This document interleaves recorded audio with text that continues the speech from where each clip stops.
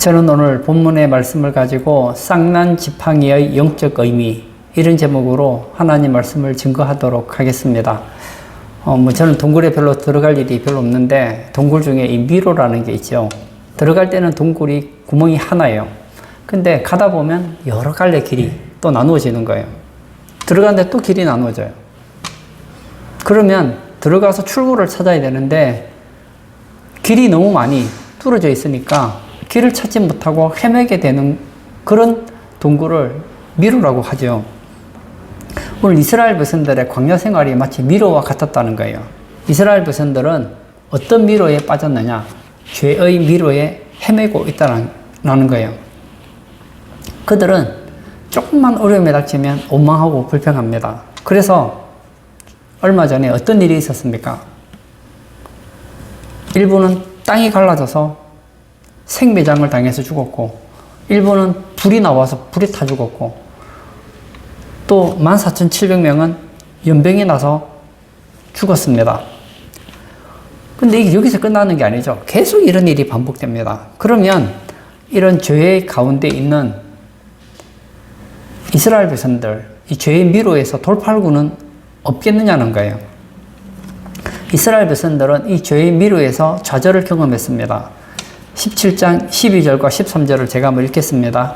이스라엘 자손이 모세에게 말하여 이르되 보소서 우리는 죽게 되었나이다.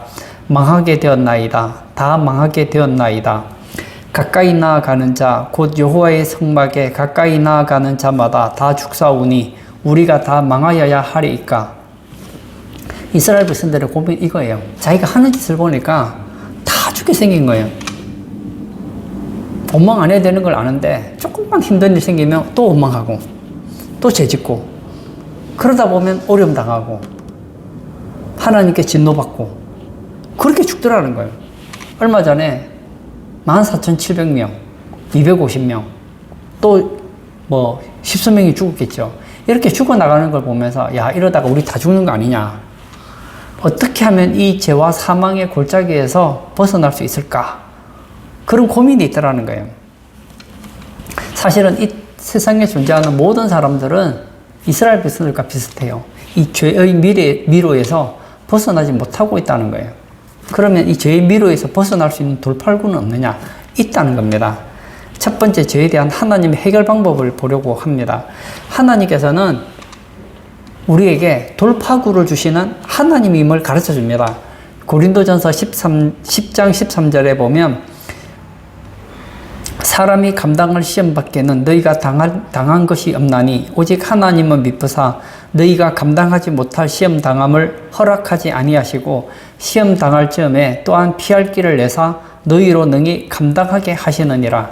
우리 하나님은 돌파구를 내시는 하나님이시라는 것입니다. 미로와 같은 죄에 대해서 하나님은 어떻게 이 문제를 해결하십니까?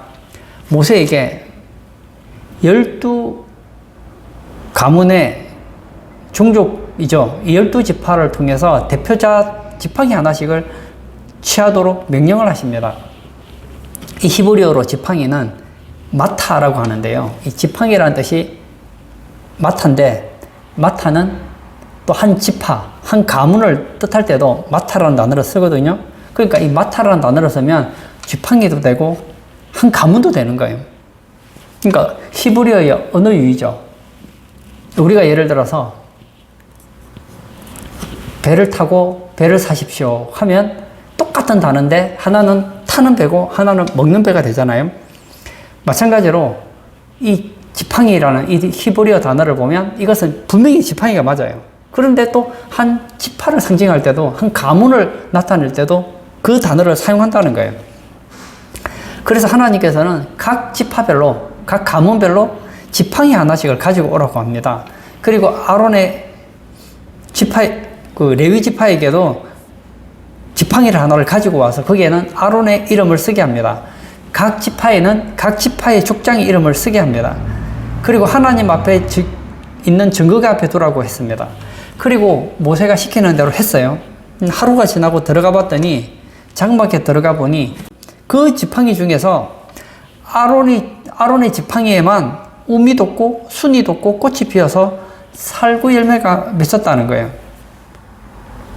분명히 12지파는 모두 죽은 나무였어요. 원가지에서 끊어진 생명력이 없는 나무입니다.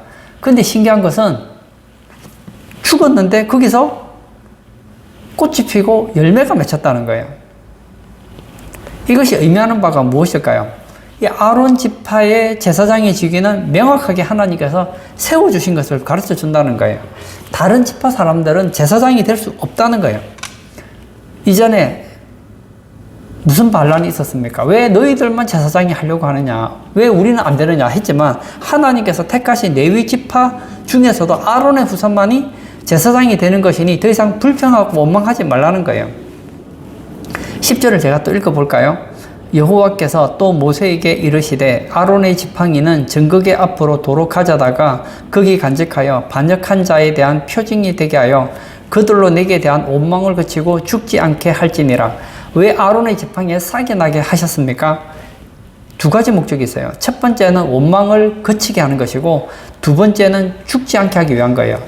죄를 이기고 사망을 피하려면 이 아론의 싹난 지팡이에 나타난 표징을 보면 된다는 거예요. 두 번째, 아론의 싹난 지팡이의 특징이 있습니다. 첫 번째는 택함 받은 지팡이라는 거예요. 5절을 제가 읽겠습니다. 내가 택한 자의 지팡이에는 싹이 나리니 이것으로 이스라엘 자손이 너희에게 대하여 원망하는 말을 내 앞에서 그치게 하리라. 이 아론의 지팡이라고 해서 스스로 생명력이 있는 게 아니에요. 아론의 지팡이는 특별해서 막 저절로 싹이 나고 순이 나고 열매를 맺는 게 아니에요. 아론의 지팡이도 죽은 나무예요. 생명력을 낼 수 없습니다. 그런데 아론의 지팡이에 싹이 나고 열매가 맺힌다는 것은 하나님께서 택하신 은혜를 인하여서 생명을 얻었기 때문이라는 거예요. 사실 이 레위 지파, 좀 더 조상 올라가면 레위인이잖아요. 레위라는 아들 있잖아요. 창세기 49장에 보면 야곱이 죽을 때가 되었을 때 12명의 아들을 불러요. 그리고 하나씩 이제 축복하는 내용이 나옵니다. 그런데 이 레위에 대한 축복을 보면 이게 과연 축복인가 의심이 들 정도로 그 내용이 그렇게 좋지 않은 것을 보게 됩니다. 제가 한번 읽어볼까요? 창세기 49장 5절에서 7절을 제가 읽겠습니다. 시므온과 레위는 형제요 그들의 칼은 폭력의 도구로다. 내 호나 그들의 모의에 상관하지 말지어다. 내 영광아 그들의 집회에 참여하지 말지어다. 그들의 분노대로 사람을 죽이고 그들의 혈기대로 소의 발목 힘줄을 끊었음이로다. 그 노여움이 혹독하니 저주를 받을 것이요 분기가 맹렬하니 저주를 받을 것이라. 내가 그들을 야곱 중에서 나누며 이스라엘 중에서 흩으리로다. 보면은 저주를 받을 것이요 저주를 받을 것이라. 이게 축복입니까 저주입니까? 꼭 저주받는 것처럼 나와 있잖아요. 그런데도 불구하고 이 레위 지파에서 하나님을 섬길 수 있는 제사장이 나왔다는 것은 하나님의 은혜였다는 거예요. 사실 우리도 레위처럼 저주를 받아야 마땅한 존재들이었습니다. 그런데 우리가 구원을 받았다는 것은 하나님의 무조건적인 은혜라는 것입니다. 로마서 9장 16절에 보면 그런즉 원하는 자로 말미암음도 아니요 다른 박질하는 자로 말미암음도 아니요 오직 긍휼히 여기시는 하나님으로 말미암음이니라. 무슨 얘기입니까? 우리가 구원받은 것은 긍휼히 여기시는 하나님으로 말미암았다는 거예요. 또 로마서 5장 20절에도 율법이 들어온 것은 범죄를 더하게 하려 함이라. 그러나 죄가 더한 곳에 은혜가 더욱 넘쳤나니. 우리는 죄를 짓지만 하나님께서는 우리에게 은혜를 더 넘치게 부어주셨다는 거예요. 어떤 분들은 인간의 자유의지를 굉장히 크게 봅니다. 내가 예수님 믿고 싶어서 믿고 내가 예수님 안 믿고 싶으면 안 믿는 것처럼 생각해요. 맞습니다. 부분적으로 맞아요.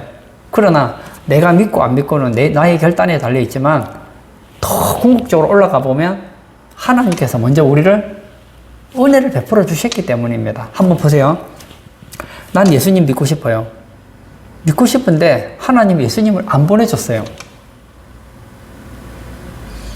예수님 믿어본 분들 무슨 소용이 있겠어요? 예수님이 나를 위해 십자가에 죽어주시질 않으셨는데 먼저 은혜가 있고 난 다음에야 믿음이 되는 거예요. 믿음은 구원의 방편이지 하나님께서 은혜를 안 주시면 안 되는 거예요. 그리고 보세요. 나보다 착한 사람도 많고 똑똑한 사람도 많잖아요. 그러면 생각해 보세요. 왜 나보다 더 착한 사람이 예수 안 믿고, 왜 나보다 똑똑한 사람이 예수 안 믿고 왜 내가 믿었을까? 상식적으로 생각해 보면, 논리적으로 따져보면 나보다 더 논리적인 사람이 예수를 잘 믿을 거 아닙니까? 근데 예수를 믿는 걸 보면 논리적이지 않은 사람들도 잘 믿어요. 부자들만 예수 믿는 게 아니에요. 가난한 사람들이 더 잘 믿어요. 착한 사람만 예수 믿는 게 아니에요. 못된 사람도 많이 믿어요. 어떤 분들은 교회 다니는 사람들이 왜 저리 못됐느냐 하는데, 원래 교회는 못된 사람이 다니는 거예요. 내가 죄인이라는 걸 아는 사람, 그 사람이 예수 믿는 거거든요. 아, 나는 죄인이다. 나는 소망이 없다. 나는 하나님 은혜 외에는 살 소망이 없다. 그리고 붙잡은 사람들이 우리 아닙니까? 두 번째, 아론의 상난 지팡이는 부활의 지팡이라는 거예요. 사실은 죽은 지팡이에서는 절대로 열매를 맺을 수가 없어요. 그런데 이 아론의 지팡이에서 싹이 나서 살구 열매를 맺었다는 거예요. 이것은 바로 부활의 능력을 말해줍니다. 로마서 4장 17절에 기록된 바 내가 너를 많은 민족의 조상으로 세웠다 하심과 같으니 그가 믿은 바 하나님은 죽은 자를 살리시며 없는 것을 있는 것으로 부르시는 이심이라. 죽은 지팡이에서 싹이 나고 열매를 맺게 된 것은 하나님의 능력이, 부활의 능력이 나타났기 때문임을 믿으시기를 바랍니다. 세 번째는 이 아론의 지팡이는 표징의 지팡이라는 거예요. 이 지팡이를 가지고 하나님께서는 이 지팡이의 주인, 이 아론을 제사장으로 삼았다는 사실을 온 백성들에게 보여준 거예요. 그런데 언제 하나님께서 아론을 제사장으로 삼았느냐 하고 원망하고 불평하면 죽는다는 거예요. 죽고 사는 표징이 어디 있느냐? 아론의 지팡이에 있다는 거예요. 그렇다면 이 아론의 상난 지팡이가 가지고 있는 영적인 의미는 무엇일까요? 이사야 11장 1절에 보면 이새의 줄기에서 한 싹이 나며 그 뿌리에서 한 가지가 나서 결실할 것이요. 여기 보면 이 싹이라는 단어가 킹 제임스 성경에는 지팡이로 번역되어 있어요.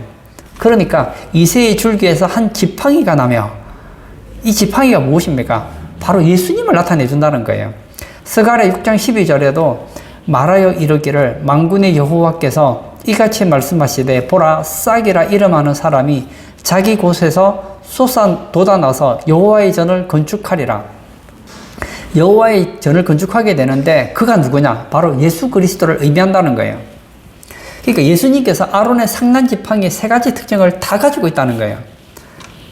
예수님은 누구십니까? 하나님의 택함 받은 구주시요, 부활의 능력을 가진 구주시요, 그분을 믿으면 누구든지 생명을 얻게 되고 그 예수님을 믿지 않으면 영원한 죽음에 이르게 되는 표징이 된다는 거예요.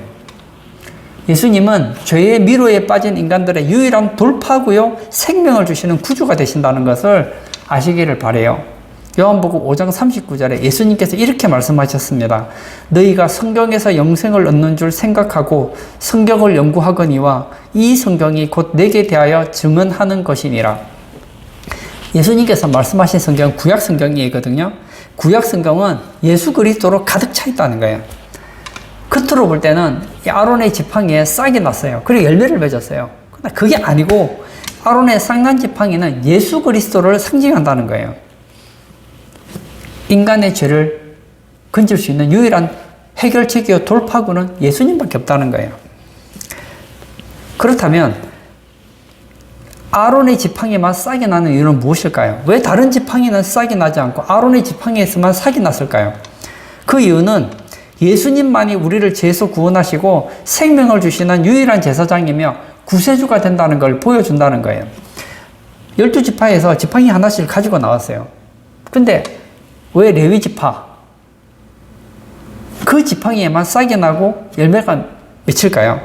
그 이유는 오늘날에도 많은 구원을 준다는 단체들이 있습니다. 저는 그분들을 욕하고 싶지 않아요. 몰라서 그래요. 몰라서 그래. 아무 종교나 믿으면 구원을 받는다고 외치시는 분들도 자기도 모르고 자기가 무슨 말 하는지를 잘 몰라요. 많은 단체들이 그러죠. 많은 종교단체들이 하는 얘기가 그거 아니에요.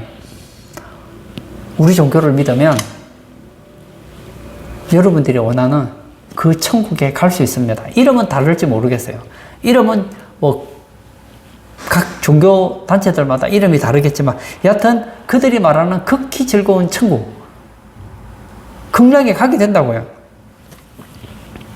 근데 진짜 그러느냐? 아니라는 겁니다. 사도행전 4장 12절에 보면 다른 이로서는 구원을 받을 수 없나니 천하 사람 중에 구원을 받을 만한 다른 이름을 우리에게 주신 일이 없음이라 하였더라. 이 말을 우리는 믿어야 됩니다. 저는 교회 안에 목사님들 중에 이 말씀을 믿지 않는 분들이 있는 걸 알아요. 그분들은 예수님 믿어요. 근데 예수님도 믿어요. 그분들은 이렇게 믿죠. 나는 예수님 믿어서 구원받는다. 그러나 다른 종교를 믿는 사람은 또 그들의 종교를 믿어서 구원을 받는다. 아니에요. 예수님은 그 어떤 다른 대안도 제시하지 않으셨어요. 내가 곧 길이요 진리요 생명이니 나로 말미암지 않고는 아버지께로 올 자가 없다. 예수님 없다고 그러셨어요. 내가 만약 예수님을 안 믿으면 뭐 종교 다원주의를 믿든 뭐 다른 종교를 믿든 상관없어요. 나는 예수님 믿거든요. 내가 믿는 예수님은 예수님을 제외하고는, 예수님 믿지 않고는 그 누구도 천국에 갈 수 없다고 말씀하세요. 아버지께로 올 자가 없다고 말씀하세요. 미국의 아주 큰 교회 목사님들 중에는 그런 분들이 있어요. 다른 종교에 대해서 나쁘게 말하지 마십시오. 왜 다른 종교를 비하합니까? 다른 종교를 믿는 사람은 그 종교를 믿고 자기들이 원하는 천국에 갈 겁니다. 그분들도 저는 천국에 간다고 믿습니다. 그 많은 종교 중에 여러분은 예수를 택했습니다. 아니에요, 아니에요. 내가 예언하건대 그렇게 믿는 분들은 예수님 믿는 사람이 아니에요. 예수님도 믿는 사람은 천국을 못 갑니다. 예수님만 믿는 사람이 천국 가는 거예요. 라이벌이 없는 거예요. 각 가문에 지팡이 하나씩 나왔어요. 모든 가문에서 지팡이에서 싹이 났다면 아무나 믿어도 돼요. 안 믿어도 돼요. 그러나 아론의 그 죽은 지팡이에서만 싹이 나고 열매를 맺었다는 것은 예수님밖에 구원이 없다는 거예요. 제가 이 얘기를 왜 이렇게 외칠까요? 우리나라는 굉장히 복음적입니다. 제가 무시하는 거 아니에요. 독일이라든지 예전에 기독교 국가였던 나라들 중에 보면 신신학이라는 것이 들어가서 신학을 왜 하는지 모르겠어요. 신학이라는 이름으로 성경을 다 난도질해요. 창세기 1장을 다 봐요. 태초에 하나님이 천지를 창조하시니라. 하나님은 천지를 창조하지 않아서 쭉 찢어요. 창세기 2장 3장 가니까 에덴 동산에 아담과 하와가 살았다네요. 하와가 뱀하고 대화를 한대요. 이건 사실이 아니야. 이거는 우화야. 쭉 찢어요. 가인과 아벨이 하나님께 제사를 지냈더니 하나님께서 불러서 아벨의 제사에 응답을 하셨다는 거예요. 하늘에서 무슨 불이 내려오냐. 쭉 찢어요. 5장에 갔더니 에녹이라는 사람이 하나님과 300년간 동행하면서 산채로 천국에 갔다네요. 헛소리 푹 찢어요. 노아 시대 때 홍수가 나서 사람이 다 죽었대요. 노아 가족 외에는 다 죽었대요. 거짓말 쭉 찢었어. 다 찢고 나니까 성경 껍데기밖에 안 남는 거예요. 그들은 성경을 열심히 공부합니다. 근데 성경을 공부한 결론이 뭐냐? 예수 믿을 필요 없다는 것을 신학적으로 증명하려고 한다고요. 그들이 하는 얘기 결론은 이거예요. 성경은 하나님 말씀 아니고 예수 믿는다고 구원받는 것도 아니고 예수 믿을 필요 없다. 그것을 신학교에서 가르쳐요. 그렇게 가르치는 그 신학자가 예수를 믿는 사람일까요? 아니라는 거예요. 아니라는 거예요. 지금 한국에도 그런 영향을 받은 사람들이 한 명씩 늘어나고 있어요. 이제 여러분들이 앞으로 20년, 30년이 지나면 어쩌면 강단에 그런 목사님들이 설교를 할지 모르겠어요. 지금 제가 하는 얘기를 할지 모르겠어요.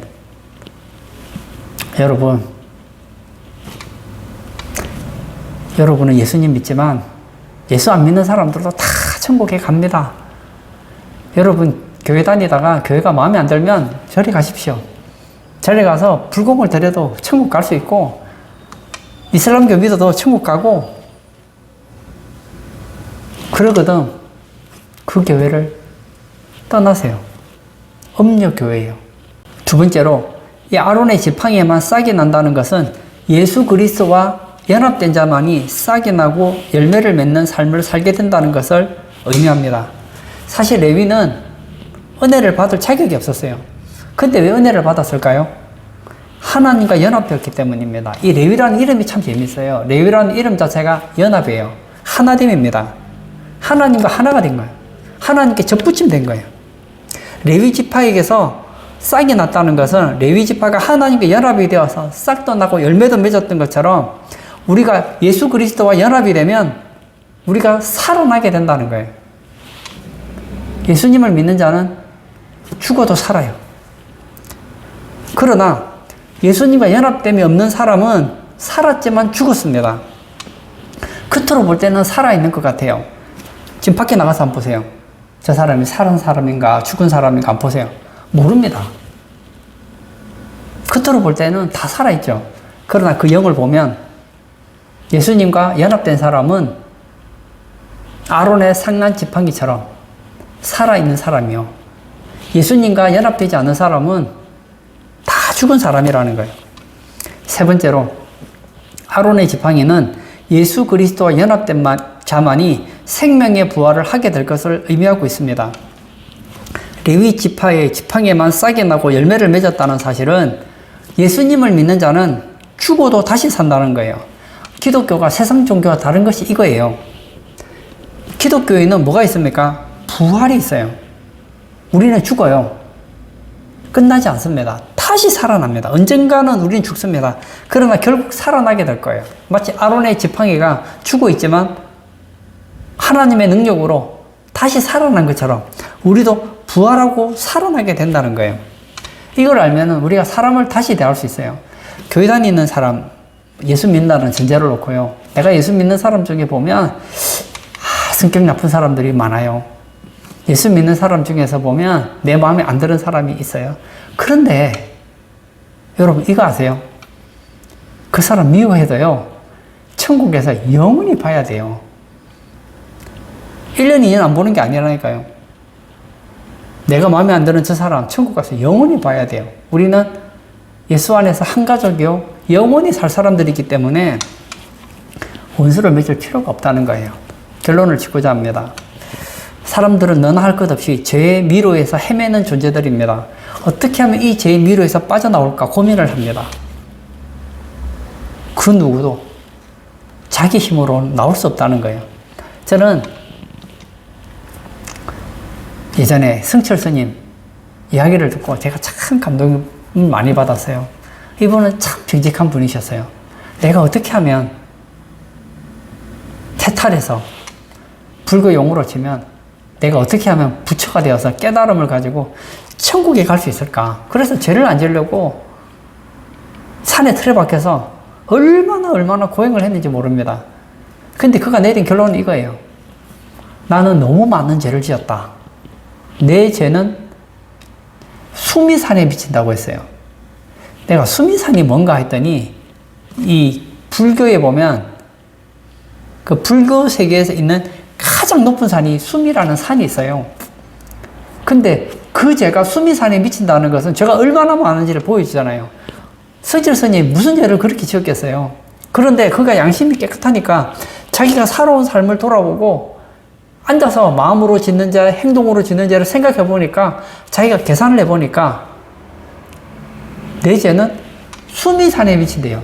그러면 다른 사람들은 수미산 한 2개나 안 미치겠어요? 제가 아무리 착하게 산다 한들 승철 스님만큼 그렇게 어렵게 살았겠어요? 솔직한 얘기로. 난 못 살았을 것 같아요. 왜냐? 그분이 뭐 컴퓨터를 합니까? 뭐 인터넷을 합니까? 하루 종일 앉아가지고 돌을 닦잖아요. 참선을 하면서 자기 마음에 있는 죄를 벗어내려고 그밖에 안 했어요. 혹시라도 식탐을 가질까봐 음식도 굶어 죽지 않을 만큼 먹고 편안하게 자지 않으려고 앉아서 수십 년을 살았고 남들이 볼 때는 거의 성자반열에 들어가는 사람이었는데 사람들 보고 뭐라고 했습니까? 나는 지옥 불못에 들어간다.